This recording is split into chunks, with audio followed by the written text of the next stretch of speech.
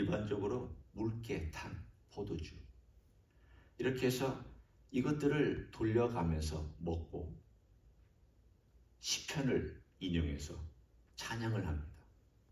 우리는 시편이 말씀으로 읽는 거지만 그들에게는 시편이 노래였습니다.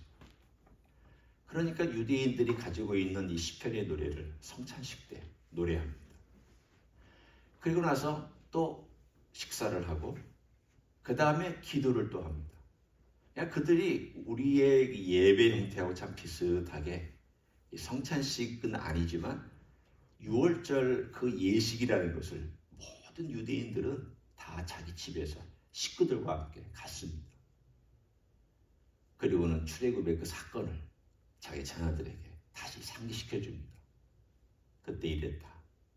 그때 하나님이 이런 재앙을 주셨다. 그리고 재앙의 마지막에 하나님께서 마다들을 다 치실 때, 짐승의 마디까지 치실 때 이렇게 하셨다. 사실은 이 모든 이야기의 그 맥락 속에 보면 주님께서도 같은 컨텍스트, 이 똑같은 환경과 똑같은 조건을 가지고 그들에게 아마도 얘기를 해주셨을 것입니다. 그리고는 세족식을 그때 거행하셨습니다.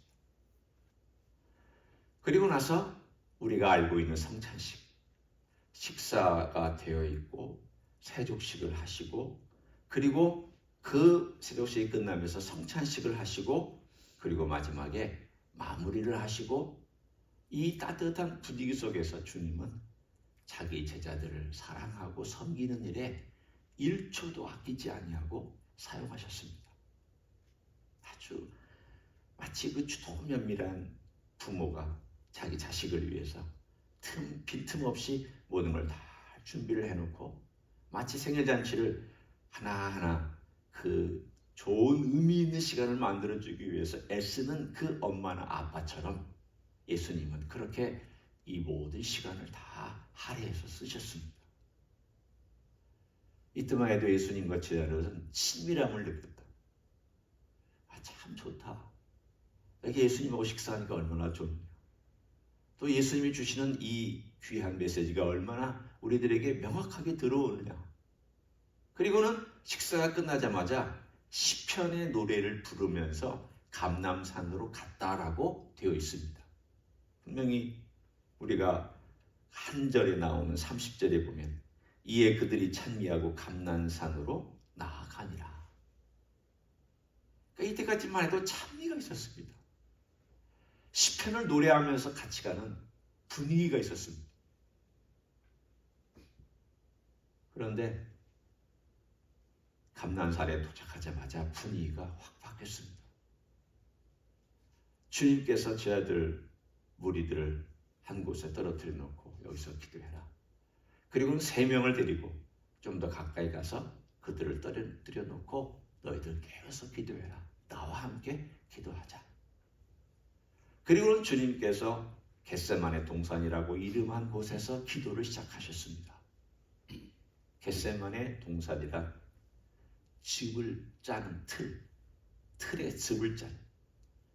그러니까 거기에 감람산이니까 감람나무가 많아서 그 감람나무 열매를 다 딴 다음에 어떤 틀에 놓고 그것을 짜내는, 그야말로 이 으깨지는 과정을 이 말씀으로 겟세마네라는 단어를 사용했습니다. 얼마나 의미가 있습니까? 예수님께서 고통 가운데 자기 몸이 으깨지는 것 같은 고통스러운 기도를 해야만 하는 곳에 겟세마네라고 하는 이름이 원래 붙어 있었다는 것이 의미심장합니다. 누가복음에 보면 예수님께서 거기서 기도하실 때 땀방울이 핏방울이 되었다라고 그렇게 묘사하고 있습니다. 그것은 상상해서 쓴 것이 아닙니다. 의학적으로 너무 고통스러울 때, 정말 고통스러울 때, 그 고통스러울 때는 모세혈관들이 터진다고 합니다. 우리 눈에도 모세혈관이 터지면 핏빛으로 되잖아요. 빨갛잖아요. 우리의 피부도 너무 고통스러워서 너무 힘들 때는 이 피부에 있는 모세혈관이 터져서 땀방울이 피에 묻어나오는 붉은 빛을 띌 수 있다라고 그렇게 의학적으로도 얘기를 합니다. 예수님이 얼마나 힘들었으면 피를 짜내는 으깨지는 그런 기도를 지금 여기서 드리고 있을까? 한쪽에서 제 아들은 쿨쿨 차고 있는데 예수님은 땀방울이 핏방울이 되도록 으깨지는 기도를 드리고 있고, 다른 한쪽에서는 악마의 군대가 예수님을 잡으려고 이 지옥의 군대가 횃불을 들고 가룟 유다를 앞세워서 걸어오고 있고, 이 세 가지 장면을 보면 도대체 이 제자들은 뭐하고 있는 사람들인지 참 우리하고 비슷하다는 생각을 합니다. 저는 이 글을 읽으면서도 이 제자들이 참 나지. 내가 주님을 얼마나 이해하고 있나. 주님이 고통스러운 마음을 가지고 이렇게 힘들게 기도하는데 나는 주님의 마음을 얼마나 알고 있을까. 주님이 죄 때문에 그렇게 슬퍼하셨는데도 나는 죄 때문에 별로 슬퍼하지도 않고 죄 때문에 그렇게 마음 아파하지도 않고 그러고 있는 이 제자들의 모습이나 내 모습이나 뭐가 다르겠나. 그렇죠. 우리는 그냥 기도해야 될 때 기도 못하고 슬퍼해야 될 때 슬퍼하지 않고 죄 때문에 아파야 될 때 아파하지도 않고 애통하지도 않는 이 제자들의 모습이나 별반 다를 게 없다. 이게 한 장면입니다. 근데 주님은 괴롭습니다. 왜 괴로운가? 주님의 마음속에 두 마음이 싸우고 있었습니다. 주님도 두 마음이 있었다는 것을 우리가 참 유념할 필요가 있습니다. 우리는 주님 생각하면 주님은 하나님의 아들이요 놀라운 권세를 가지고 있으며 귀신을 쫓았고 병을 고치셨으며 주님은 아주 그냥 시원하게 말씀도 전하셨으니까 하나님의 뜻을 행하기 위해서 고민도 하지 않냐고 그냥 일사천리로 쭉 가고 나아가고 모든 일에 있어서 다 기뻐하고 모든 일에 있어서 다 순종하고 모든 일에 있어서 갈등도 없는 그런 주님이신 것처럼 우리가 이해할 때가 있습니다. 이해는 안 됩니다. 솔직하게 이 전부를 우리는 이해할 수 없습니다. 저도 정말 주님께서 하나님의 아들이신데 아무리 육신을 입고 이 땅에 오셨다 할지라도 이렇게 괴로우셨을까? 또 왜 괴로우셨을까? 분명히 제 아들은 졸 줄도 알았고 바로 오시기 전에 너희들이 나 팔 거라고 그런 것들 다 아셨으면 이미 예상하고 있으면 그렇게 괴롭지 않을 텐데. 제가 생각한 가지는 이것입니다. 제자들이 배반하고 사람들이 팔고 가룟 유다가 자신을 배반해서 은 30을 자기를 파는 것, 이건 다 알고 있었기 때문에 그렇게 괴로운, 아프지만 그렇게 괴로운 건 아닐 것이다. 그럼 뭐가 예수님을 그렇게 괴롭게 했을까? 제가 한 가지 생각한 것은 바로 아버지로부터 버림받은 것이 예수님에게 가장 큰 괴로움이었을 것이다. 하나님 아버지로부터 버림받는 것은 그냥 버림받는 것이 아니라 죄인으로 버림받는 것이었고 그 모든 죄를 다 뒤집어 쓰고 하나님으로부터 철저하게 버림받는 것은 예수님에게 제일 힘든 시험거리가 아니었을까? 왜냐하면 영원전부터 하나님하고 떨어진 적이 없습니다. 그리고 공생의 3년 동안도 하나님과 떨어진 적이 없습니다. 늘 친밀했습니다. 예수님이 제 아들하고 친밀한 것과는 비교 안 될 정도로 예수님은 하나님 아버지하고 친밀했습니다. 그래서 늘 말씀하시기를 아버지와 나는 하나다. 나는 아버지의 뜻을 행하기 위해서 이 땅에 왔다. 그리고 아버지께 기도하고 아버지께 나아가는 이 모든 것들이 그 친밀함을 표현한 영원전부터 아무도 떨어진 적이 없는 하나님 아버지로부터 버림받는다는 것은 예수님에게 있어서 상상이 안 되는 두려움이었을 거라는 생각을 해봤습니다. 예수님도 경험해보지 못한 그 일, 상상이 안 되는 그것. 좀 말이 이상하지만 예수님이 상상이 안 되는 그것, 그리고 그 두려움, 그 어둠, 분리, 떨어짐, 버림받음, 죄인이 되어서 하나님으로부터 심판받고 그 어둠 속에 들어가야 되는 이 모든 것들이 얼마나 힘든 것이었을까. 그런데 그것 때문에 주님께서 한쪽으로는 하나님 그 잔을 좀 어떻게 옮겨주시면 안 됩니까? 그렇지만 또 다른 한쪽으로는 제 뜻대로 마십시오. 아버지 뜻대로 해주시길 원합니다. 두 마음이 있습니다. 하나는 이것을 좀 이렇게 하나는 다른 길은 없을까? 또 하나는 원래 아버지가 나와 함께 결정했던 그 일을 아버지의 뜻대로 해달라고 하는 이 두 마음이 그 안에서 싸우는 그 싸움을 예수님은 겟세마네 동산에서 자신과의 싸움을 싸우고 있었습니다. 아마 예수님에게 있어서 제일 큰 싸움은 십자가에 달려있는 그때도 힘드셨지만 사실 이때의 싸움이 아닐까 생각해 봅니다. 자신과의 싸움입니다. 우리도 그렇잖아요. 사실 우리 주변에 있는 사람들과의 갈등이나 싸움이 무서운 게 아니라 나와의 갈등과 싸움이 제일 무섭습니다. 내가 그걸 못할 때에 제일 무섭고 내가 누군가의 관계 속에서 그 관계를 해결하지 못하는 내가 제일 힘들고 사실은 그게 제일 나와의 갈등이 제일 어렵고 힘들고 무서운 싸움이고 두려운 싸움이기도 합니다. 예수님도 그 싸움을 싸우셨습니다. 그런데 왜 이렇게밖에는 안 될까? 아니 예수님이 하나님의 아들이면 천군 천사를 동원할 수도 있고 무력을 사용하실 수도 있고 모든 걸 쓰실 수도 있는데 왜 이 선택밖에는 없는 것일까? 거기에는 주님께서 죽으셔야만 해결되는 문제가 있기 때문입니다. 그렇게 해야만 하는 단 하나의 가장 성경에서 중요한 하나님께서 주신 성경적 선물이며 우리에게 주신 선물이 있기 때문입니다. 그것이 하나의 뭐냐? 한 단어로 그것이 귀결되는데 그 단어는 대신한다라는 것입니다. 여러분 우리의 삶 가운데서 이 대신이란 말을 참 많이 씁니다. 대신한다.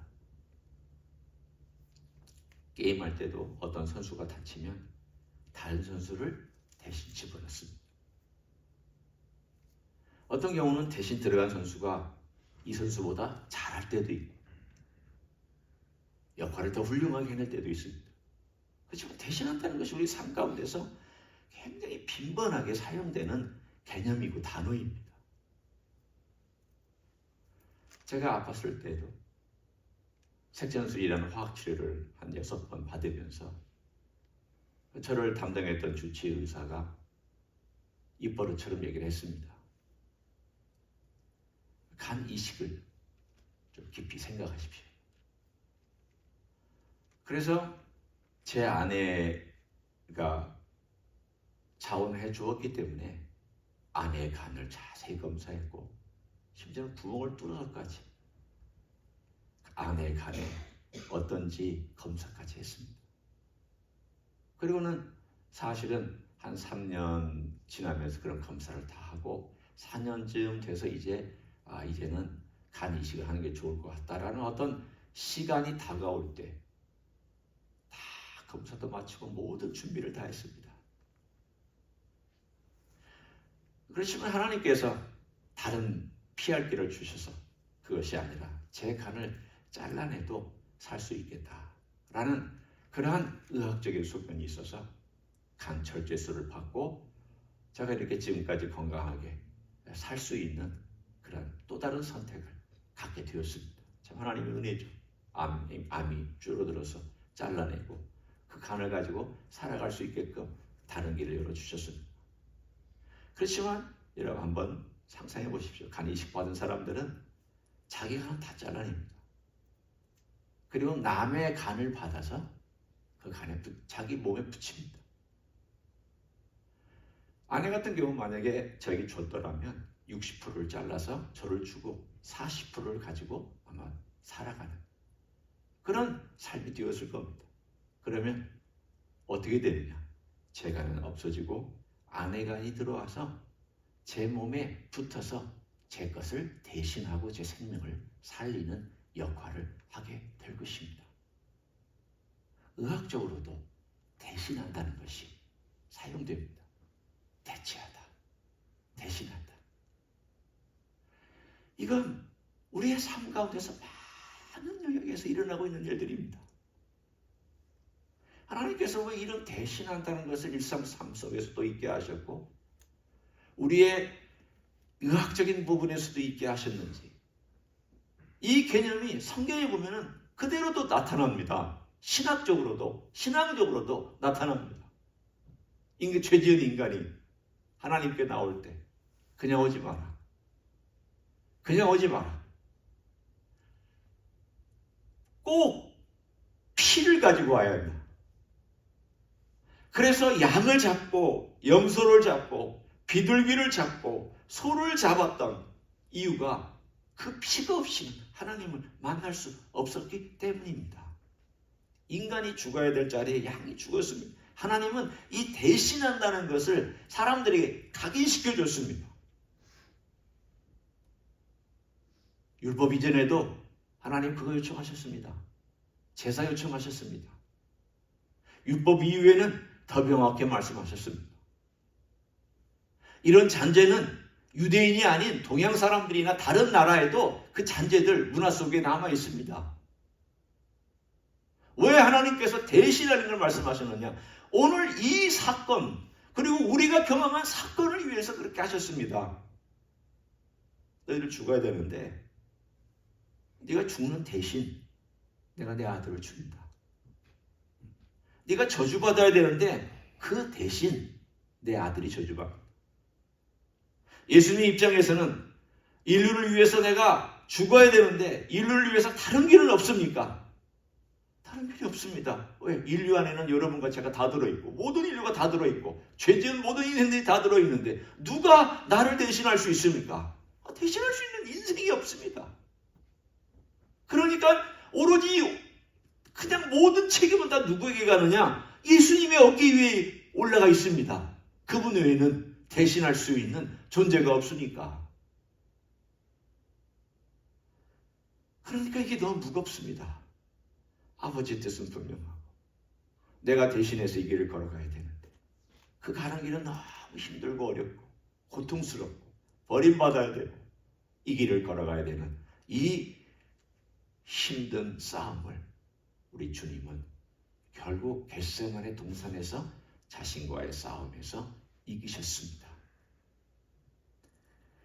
여러분, 이 싸움이 인류의 운명을 놓고 싸운 싸움입니다.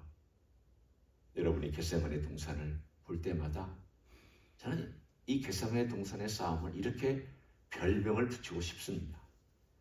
나의 운명을 결정한 싸움이었다. 인류의 운명을 결정한 싸움이 겟세마네 동산에서 이루어졌다. 만일 이때 예수님이 다른 선택을 했다라면 저나 여러분 존재하지 않습니다.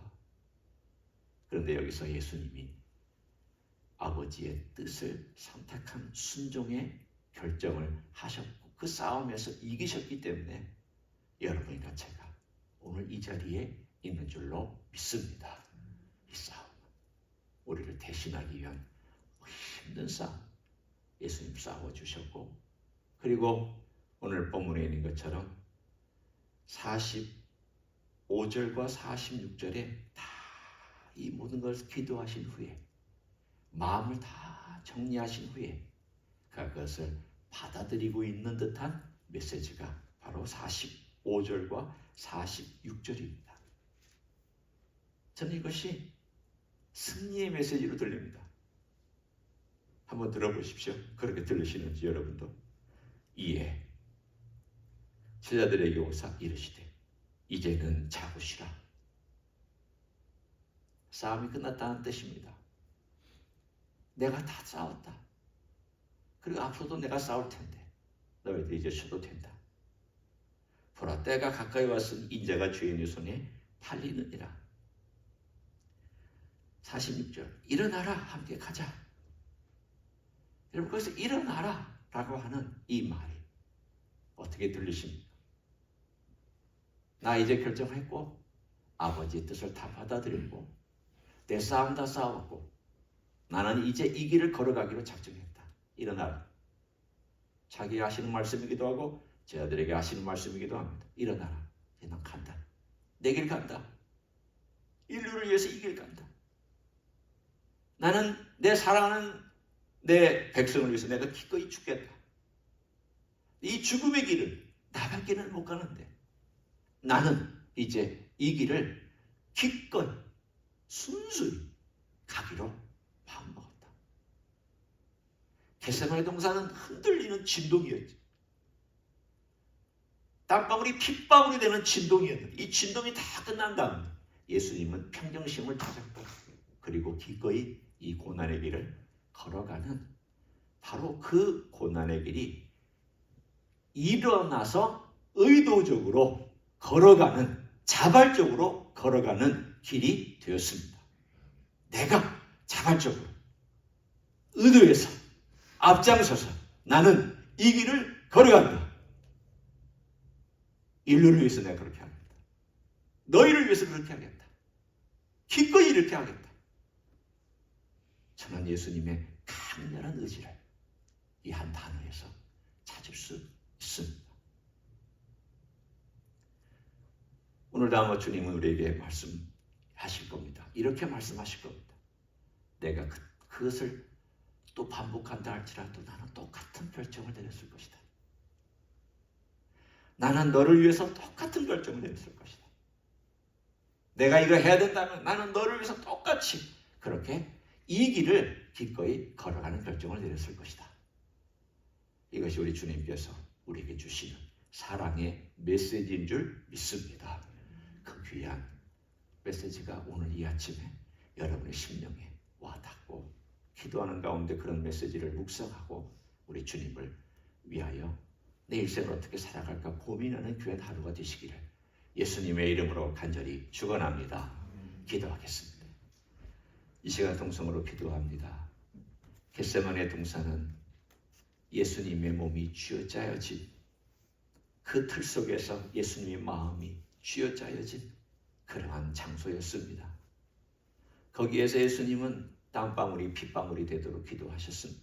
얼마나 괴로우면, 얼마나 가슴 아프고 힘들면, 얼마나 몸부림치셨으면, 얼마나 육체가 고통스러우셨으면 그렇게 되셨습니다. 예수님은 버림받는 것이 얼마나 고통스러운지를 아셨고 또 죄를 뒤집어 쓴다는 것이 얼마나 힘든 일인 것을 아셨기 때문에 그것을 기도로 표현했습니다. 그러나 이 기도로 말미암아 주님은 승리하셨고 이 기도 위에 주님은 일어나서 당당하게 걸어가실 수 있었습니다. 인류의 운명을 놓고 한 단판 승부의 기도였습니다. 우리가 여기 있게 된 것은 예수님께서 겟세마네 동산에서 기도로 아버지께 순종했기 때문입니다. 예수님은 다시 이것을 한다 하더라도 또 똑같이 하시겠다고 아마도 말씀하실 것입니다. 우리를 사랑하시기 때문입니다. 우리를 구원하시기 때문입니다. 주님 외에는 다른 선택이 없기 때문입니다. 그런 놀라운 주님의 은혜와 십자가의 사랑과 우리를 위하여서 기꺼이 내어주심과 앞장서 고난의 길로 뛰어 들어가시는 이런 주님을 우리가 정말 감사하다고 주님을 의지하고 살기를 원한다고 그 사랑에 의지해서 인생을 살기를 원한다고 통성으로 기도하시겠습니다. 하나님 아버지 감사합니다. 주님이 우리 주님 앞에 왔습니다. 이 고통스러운 모든 일들 아버지 하나님이 우리가 어떻게 걸어가야 하며 어떻게 살아가야 하는지 이 모든 일들 주님께서 참으로 우리를 대신하시고 우리의 삶 가운데서 우리가 치러야 될 대가를 다 대신해 주신 것을 감사를 드립니다. 주님 대신한다는 것이 얼마나 귀한 것인지 우리의 죄가를 대신해 주셨 그리고 우리의 죽어야 될 운명을 우리가 지옥받고 심판받아야 될 운명을 주님께서 대신하여 주신 것이 얼마나 감사한 일인지 주여 감사를 드립니다. 이 놀라운 주님의 은혜를 생각하고 주님 앞에 더 나아가기를 원합니다. 주님의 은혜 앞에 오늘도 서기를 원합니다.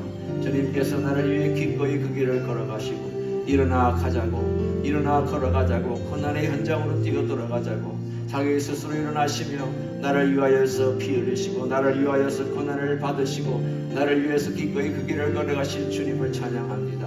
그 놀라우신 은혜로 말미암아 오늘도 여기 있었습니다. 오늘도 여기 와서 우리가 일할 수 있고 오늘도 기도할 수 있게 됨을 감사를 드립니다. 놀라운 그 사랑을 생각하며 오늘도 걸어가기를 원합니다. 그 놀라운 사랑 위에 오늘도 서기를 원합니다. 그것이 우리의 삶 가운데 감격이 되게 하시고 우리가 우리 주님을 의뢰하고 신뢰할 수 있고 오늘도 걸어갈 수 있는 그러한 삶이 되게 하여 주옵소서. 주님을 찬양하며 경배합니다. 온전히 나아갑니다. 감사를 드립니다. 하나님 아버지, 우리에게 주신 귀한 아들 예수님을 인하여서 감사합니다.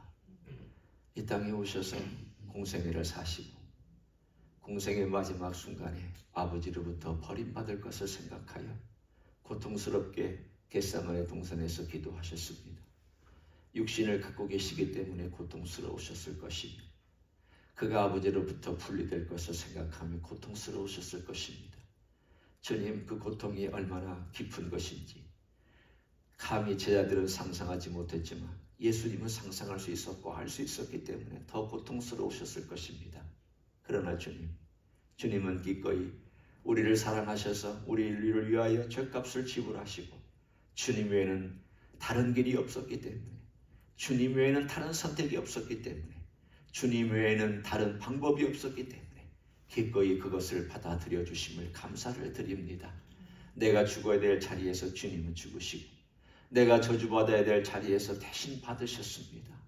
내가 심판받고 지옥 가야 될 그 자리에서 주님은 대신 그렇게 하셨습니다. 이 모든 것을 나를 위하여 나를 사랑하셔서 구원하고자 하며 하나님 백성 만들고자 함임을 믿고 감사를 드립니다. 주님은 그 사랑을 우리를 사랑하시고 지금도 우리를 사랑하시며 우리를 위하여 기꺼이 모든 것을 주시기로 작정한 하나님의 아들이시며 우리의 구세주이시며 우리의 목자이시며 우리의 인도자가 되시는 우리의 모든 것 되시는 주님이신 줄 믿습니다. 이런 주님을 의뢰하며 살아가기를 원합니다.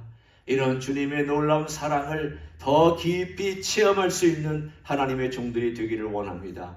기꺼이 고난 속으로 당당히 걸어 들어가신 예수 그리스도의 그 사랑의 위대함과 헌신의 위대함과 희생의 위대함을 조금이라도 더 깨닫는 하루가 될 수 있도록 축복하여 주시옵소서. 이제는 우리 구주 예수 그리스도의 은혜와 하나님 아버지의 극진하신 사랑과 성령 하나님 교통하심의 역사가 우리 주 예수 그리스도의 그 놀라우신 은혜와 희생, 우리를 위하여 기꺼이 주신 그 모든 고통의 길, 우리 또한 조금이라도 더 이해하고 더 참여하고 더 주님을 알기를 소원하여 이 자리에 참여한 모든 종들 위에, 주의 임재 이스교회 위에와 이미 교회들과 한국교회들과 선교사님들 위에 이제로부터 영원히 함께 하실지어다. 아멘.